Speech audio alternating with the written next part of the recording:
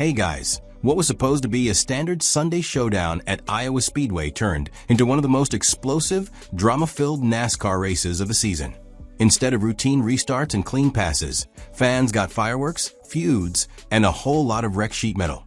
Drivers lost their cool, crew chiefs lost their minds, and by the time the checkered flag waved, the aftermath had fans and teams wondering if NASCAR had lost control, or if chaos was just the new normal. Let's start with the biggest name caught in the middle of the madness, Kyle Larson. Larson came into Iowa with momentum. He had just secured a solid second-place finish at the Brickyard and was in hot pursuit of the regular season championship.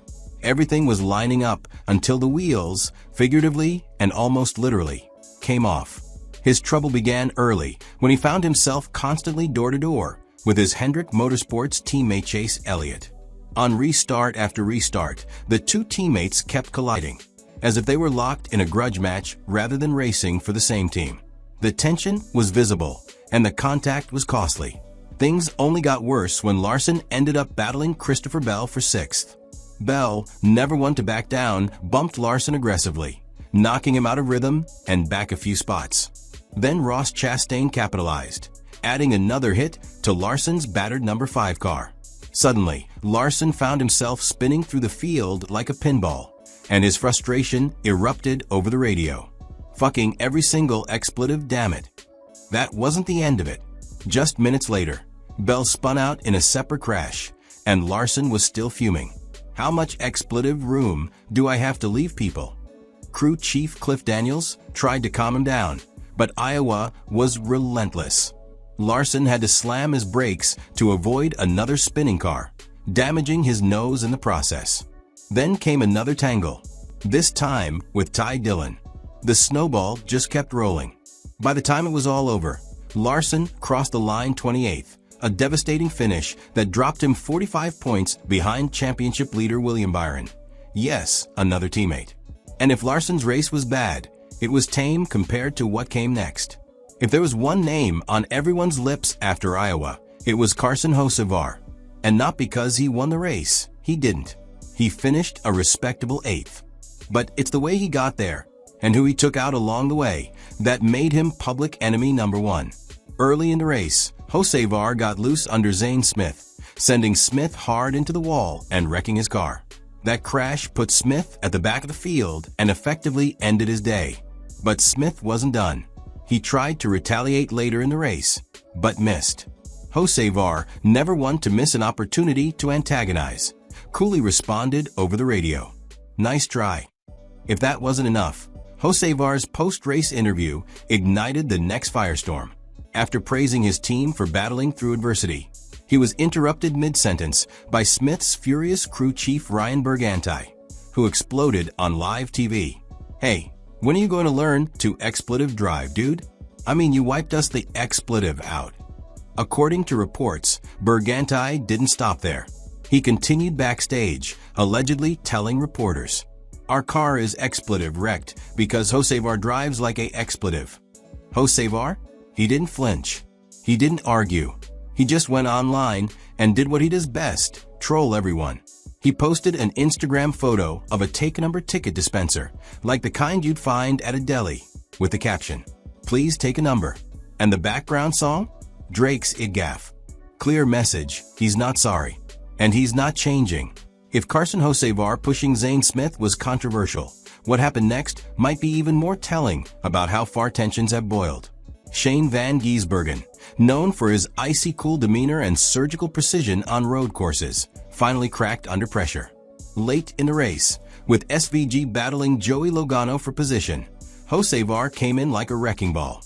He dove 3 wide into a tight corner, forcing SVG into Logano and nearly triggering a 3-car crash.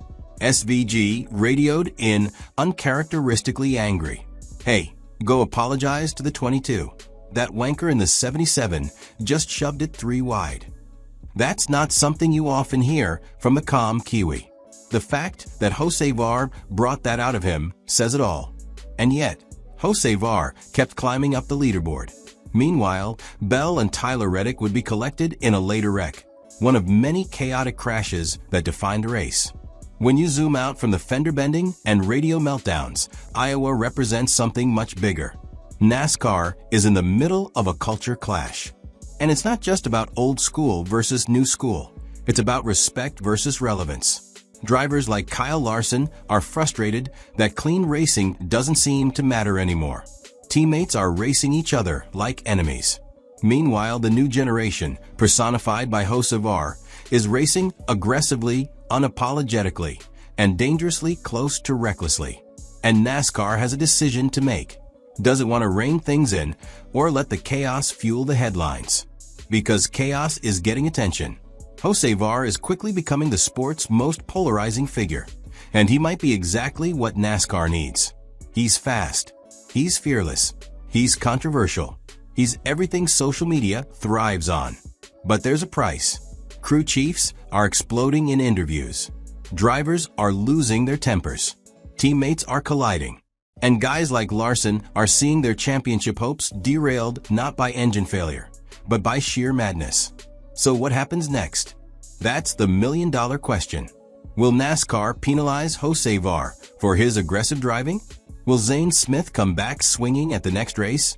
Will SVG settle the score on track or off it? And what about Kyle Larson? Can he recover from the Iowa disaster and refocus in time to chase down Byron? As the playoff hunt tightens and tensions reach boiling point, one thing is certain. The next few races are going to be must-watch TV. Carson Hocevar doesn't seem worried. He's already dared the field to take a number. But eventually, someone's going to call his bluff. Maybe it'll be Smith. Maybe SVG. Maybe the whole damn grid. But one thing's for sure, after Iowa, nobody's walking away clean. So strap in. NASCAR isn't just racing cars anymore. It's racing toward a full-blown identity crisis. Clean competition or compelling chaos? Heroes or villains? Either way, Carson Hocevar will be there, smiling behind the wheel, as the line at the ticket counter keeps getting longer. But let's not pretend this is all brand new. NASCAR has always had its villains, from Dale Earnhardt's Intimidator days to Tony Stewart's legendary blow-ups. The difference now is the spotlight. Every feud goes viral within minutes. Every radio outburst becomes a meme. And every post-race quote turns into a headline. In that environment, a driver like Carson Hocevar doesn't just survive, he thrives. He's figured out how to weaponize chaos into a brand, and at Iowa, he doubled down on that identity. The problem is, there's a thin line between aggressive driving and reckless endangerment. When drivers start questioning each other's basic competence behind the wheel, NASCAR has a responsibility to step in. Ryan Berganti didn't just lose his temper. He reflected what a lot of teams are starting to feel, that certain drivers aren't playing by the same rules. If Hocevar keeps forcing the issue 3 wide and spinning competitors without consequence, how long before someone decides to settle things the old-fashioned way, on the track, with a bumper? That kind of payback might satisfy some fans, but it's dangerous for the sport. NASCAR is already dealing with increased concerns around safety, especially with the newer cars. One wrong bump at the wrong angle can take out half the field. And as we saw in Iowa, that risk isn't theoretical, it's real. Drivers like Christopher Bell and Tyler Reddick weren't caught up in harmless spins. They were part of wrecks that could have easily escalated further. NASCAR can't afford to wait for someone to get hurt before re-evaluating how far is too far. Yet, there's another side to the argument, one that NASCAR executives might secretly appreciate. For the first time in a while, people care. Social media blew up after Iowa. Fans were picking sides, posting memes, dissecting radio messages, and debating whether Hocevar is the new face of the sport or its worst nightmare. In a time where NASCAR has been fighting to keep younger viewers engaged, Hocevar has given them something to talk about. Like it or not, controversy sells. Meanwhile, guys like Kyle Larson are stuck in the middle of this cultural clash. Larson, a consummate professional and former champion, has built his reputation on precision and talent. But when that gets steamrolled by aggressive chaos, and not just from rivals but teammates, it creates a sense of futility. How do you race clean when everyone around you is throwing elbows? Iowa didn't just hurt Larson's championship hopes. It may have shaken his confidence in the entire system. And then there's the question of what kind of example this sets for the next wave of talent. Rising stars are watching these races and learning that maybe the best way to get noticed isn't to race smart, it's to race wild. That's a dangerous message.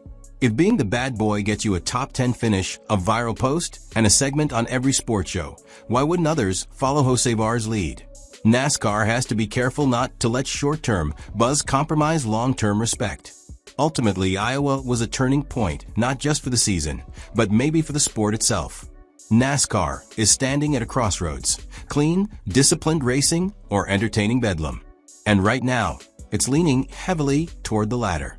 Carson Hocevar didn't just stir the pot, he flipped the whole damn table. Whether that's a sign of the sport evolving or unraveling depends on what happens next.